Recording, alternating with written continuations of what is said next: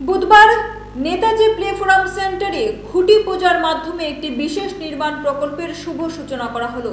Club সূত্রে জানা গেছে, এই পুজো আয়োজনের মধ্যে দিয়ে শুরু হলো কম্বোডিয়ান স্থাপত্য শৈলীতে নির্মিত একটি উচ্চমানের বৌদ্ধ মন্দির নির্মাণের কাজ। ক্লাব কর্তৃপক্ষ জানায়, এই বৌদ্ধ মন্দির হবে এলাকার অন্যতম বৈচিত্র্যময় ও নান্দনিক ধর্মীয় স্থাপনা, যা কেবল ধর্মীয় চর্চার স্থান হিসেবেই নয়, সাংস্কৃতিক ঐতিহ্যের প্রতীক হিসেবেও কাজ করবে। মন্দির নির্মাণে কম্বোডিয়ার ঐতিহ্যবাহী স্থাপত্য অনুসরণ করা হবে।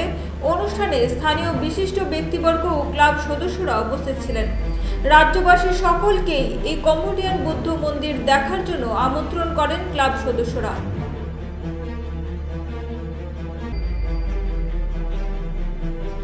শারদীয়ার আগমনী উপলক্ষে আজকে আমরা খুঁটি পূজার আয়োজন করেছি।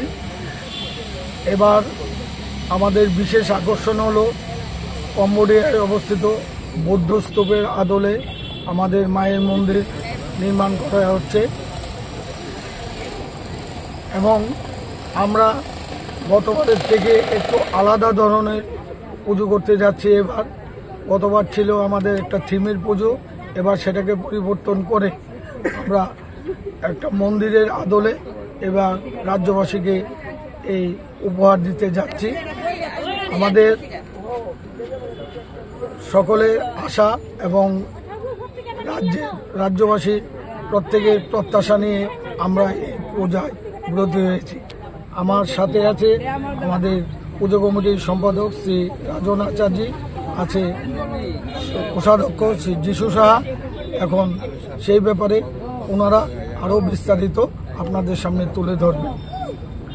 শুভ শারদীয়া। প্রথমে আপনাদেরকে আমাদের নেতাজি প্লে ফোরাম সেন্টারের পক্ষ থেকে শুভেচ্ছা এবং অভিনন্দন। আজকে আমাদের খুঁটি পূজার মধ্য দিয়ে আমাদের এই শারদীয় আগমনের সূচনা শুরু হবে। আমাদের এইবার পুজোর থিম থাকবে, পুজোর প্যান্ডেলের থিম থাকবে কম্বোডিয়ার সবচেয়ে উচ্চতম বুদ্ধ মন্দিরের আদলে আমাদের এইবারের পুজো মণ্ডপ তৈরি হবে। আশা করি দর্শনার্থীরা আমরা দর্শনার্থীদেরকে আনন্দ দিতে পারবো, এবার নতুন কিছু তাদের কাছে উপহার তুলে দিতে পারবো। মণ্ডপ তৈরি এবং মূর্তি তৈরিতে কোন জায়গার শিল্পী? মণ্ডপ তৈরি হচ্ছে আমাদের গতবার ভৌমিক ডেকোরেটর, যেটা নবদ্বীপে যারা গতবার রূপ থেকে রূপান্তরের যে প্যান্ডেল তারা তৈরি করেছিল, ওনারাই এবারও ওনারাই তৈরি করবে আমাদের ভৌমিক ডেকোরেটর নবদ্বীপের। এবং আমাদের মূর্তি এবার শিল্পী হচ্ছে কলকাতার নবদ্বীপের রমেন পাল। কিরকম দর্শনার্থী টানতে পারবে বলে মনে করেন? প্রত্যেকবারই আশা করি, আমাদের এখানে তো প্রচুর দর্শনার্থীরা আসেন, মানে এত ভিড় হয়, আপনারাও জানেন ভালো করেই। আমাদের ভিড় সামলাতে খুবই হিমশিম খেতে হয় এবং কষ্ট হয়। আমরা তারপরেও আশা করি আমাদের এখানে দর্শনার্থীদের প্রচুর ভিড় হবে, আমরা সুন্দরভাবেই সেটাকে পরিচালনা করতে পারব।